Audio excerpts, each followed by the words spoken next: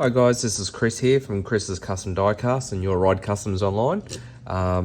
In this video, I'm actually going to be documenting the build of a Outlaw Paints Holden Ute. So I did one previously, a VF Holden Ute, and that turned out pretty well. I actually really like that. So in this one, I'm actually thinking about keeping it a VE.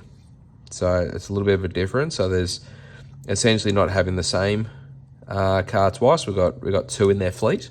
Now it is a bit of a mock-up, so I'll be keeping the same sort of Outlaw Paints decals, and I'll redo the decals and things for the front. I don't know if I'll make it an SS or maybe a Storm. I don't know. I'll have a bit of a think about it actually.